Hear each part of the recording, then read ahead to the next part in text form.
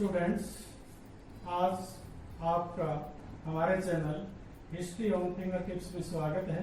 आज हम 12th history का पहला अध्याय ईंटें, मनके और अस्थियां करवाने जा रहे हैं, जिसमें हम जो महत्वपूर्ण प्रश्न हैं वो करवाएंगे ताकि आपके एग्जाम में आने वाला जो टाइम है उस समय सारे के सारे प्रश्न आपके कवर हो जाएं। आशा करते हैं कि आप पूरा वीडियो देखें।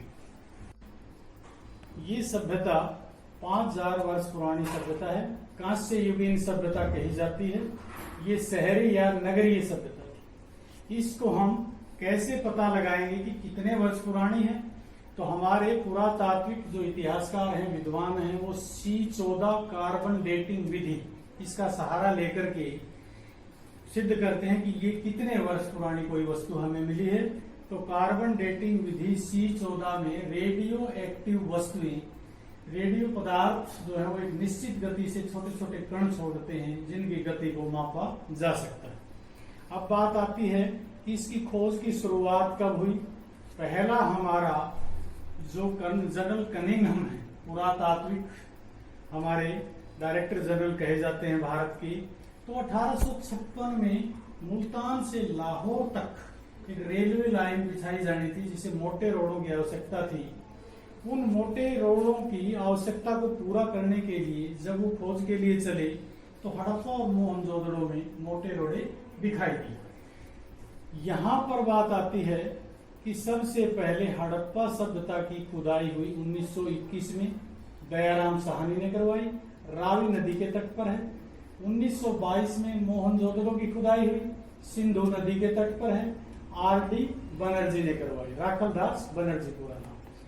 इनके जो प्रयास थे उनको और ज्यादा तेज करने के लिए तत्कालीन पुरातात्विक विभाग के सर जॉन मार्शल, इन्होंने 24-25 में साइट को सुरक्षित करवा दिया। ये हड़प्पा सभ्यता वाले किस बारे नहीं जानते थे? लोहा और घोड़ा। लोहे का ज्ञान हुआ 1000 ईस्वी पूर्व। कुछ हड्डियां मिली हैं सुतकोटदा से, उन्हें घोड़े की हड्डियां कहा गया है, लेकिन आपके अध्याय में दो चीजों का ज्ञान नहीं दिखाया जाता, लोहा और घोड़ा। उसके बाद आता है लोथल, 1955 में खुदाई SR राव ने करवाई। यहां पर हमें जो व्यापारिक स्थल कहा गया है, इसको डाक यार्ड खड़े होने के प्रमाण मिले हैं, युगम समाधियां मिली हैं, धान और बाजरे के ढेर मिले। कालीबंगा 1960 में बीबी लाल, BK थापर, यहाँ पर हमें मिले हैं जुते हुए खेत, अग्निकुंड के साक्ष्य, पकी हुई ईंटें।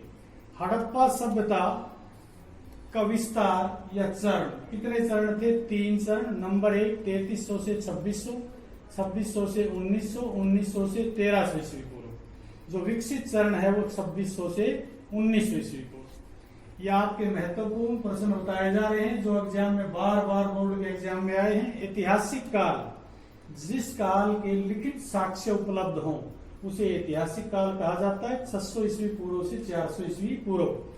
समन, वो महिला या पुरुष जो बाहरी दुनिया से संपर्क का वायदा करते हैं और जादुई ताकत से इलाज का दावा करते हैं, उनको समन करते हैं। हाजा पक्षी मोर को कहा गया है। मेलुआ, नाविकों का देश कहा गया है, मेसोपोटामिया से जो हमें लेख मिले। गणेश्वर जोधपुरा संस्कृति, खेतड़ी क्षेत्र को कहा गया क्योंकि यहां से हमें तांबा मिला। छेद करने वाले जो उपकरण है वो कहां कहां मिले हैं? सनहुदड़ो, लोथल, धोलावीरा। एक तांबे का दर्पण मिला है, वो कहां पर मिला है? दर्पण हमें हड़प्पा सभ्यता से मिला है, हड़प्पा नामक जगह से मिला है। नहरों के अवशेष सोर्तुगई, अफगानिस्तान से मिले। इसमें हड़प्पा सभ्यता में समाज कैसा था? मातृसत्तात्मक। समाज में वर्ग कितने थे? 4। नंबर 1 पुरोहित वर्ग, व्यापारी वर्ग, अधिकारी वर्ग, श्रमिक वर्ग। 4 वर्गों में बटा हुआ समाज। अब बात आती है टेराकोटा किसे कहा जाता है? बार बार एग्जाम में आया प्रश्न। आग में पकी हुई मिट्टी को टेराकोटा कहा जाता है। मोहरें कैसी मिली? ज्यादातर वर्गाकार, मोहनजोदड़ो में सबसे ज्यादा मोहरें मिली हैं। पूर्व और किसके नाम थे? पूर्व और किसके नाम थे? हड़प्पाई मोहरों के नाम थे। मृतक संबंधी संस्कार हड़प्पा सभ्यता वाले कितने प्रकार के अपनाते थे? 3। जलाना, दबाना, खुले में फेंकना। तीनों संस्कार उस समय प्रचलन में थे। हड़प्पा सभ्यता की लिपि कैसी थी? चित्रात्मक लिपि थी जिसमें 375 से 400 चित्राक्षर थे। ये लिपि दाएं से बाएं लिखी जाती थी। एक शब्द आया है प्रासाद, क्या था? विशाल भवन को कहा जाता था। माप तोल की इकाइयां 16 प्रचलन में थी, जैसे 1, 2, 4, 8, 16 इत्यादि। इस तरह से हड़प्पा सभ्यता से जो जुड़े हुए स्थान हैं, जब हम आजाद हुए 1947 में, तो हमें 40 स्थानों की जानकारी थी।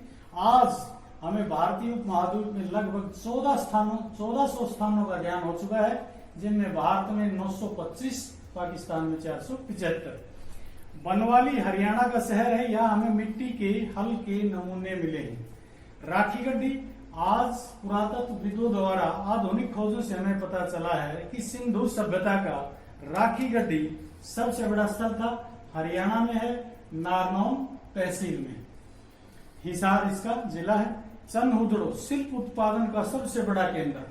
शिल्प उत्पादन का केंद्र कैसे पता चला? क्योंकि हमें वहां पर जो मनके थी, मालाएं थी, सीपियां थी, उनके कचरे के ढेर मिले। कांसे की नर्तकी कहां से मिली? मोहनजोदड़ो से। जलाशय कहां से मिला? धोलावीरा से। धोलावीरा से हमें एक चीज और मिली थी, गिरा हुआ श्राइन बोर्ड। पूजा किस किस की करते थे ये लोग? मातृदेवी, शिव तथा लिंग, पशुओं की, वृक्षों आदि की। तो क्या कह सकते हैं? मातृदेवी और प्रकृति पुजारी। शहरी सभ्यता थी। सबसे पहले भी हमने वीडियो में शुरुआत में कहा था कि शहरी सभ्यता थी। तो कैसे कह सकते हैं शहरी सभ्यता थी? इसमें व्यवस्थित गलियां थी, गलियों के साथ साथ नालियां थी। छोटी जो गली थी वो 13.5 फुट, बड़ी गली 33 फुट। इन छोटी गली और बड़ी गली के साथ साथ नालियां बनी हुई थी, ढकी हुई थी, ईंट और गारे से बनी हुई थी, पत्थरों से ऊपर ढकी हुई थी। तो अपने आप समकोण पर सड़कें काटती थी और पंपिंग के माध्यम से हवा से गलियां साफ हो जाया करती थी। मोहनजोदड़ो में 700 कुओं के भी प्रमाण मिले हैं। छोटी गली पर ही घर के दरवाजे खुलते थे। तो इसको देख करके, पानी निकासी को देख करके, गलियों की व्यवस्था को देख करके, घरों की बनावट को देख करके हम कह सकते हैं कि शहरी सभ्यता थी। अब बात आती है इसका पतन कैसे हुआ? कुछ इतिहासकार बताते हैं कि बाढ़ के आने से, तूफान के, या फिर बाहरी आक्रमण से, या कम वर्षा होने आदि से इसका पतन हो गया। यहाँ आपका अध्याय खत्म होता है। डिस्क्रिप्शन बॉक्स में जाइए, वहां आपको नोट्स का लिंक मिल जाएगा। उस लिंक पर जाकर के डाउनलोड कीजिए, बार बार रिवाइज कीजिए। अपने डाउट्स को वहां पर जाके लिखिए कमेंट में। जिस पर जितने ज्यादा लाइक आएंगे उस पर हम एक वीडियो बनाएंगे। तब तक आप सेफ रहिए, घर पर रहिए, सुरक्षित रहिए, बार बार रिवाइज कीजिए।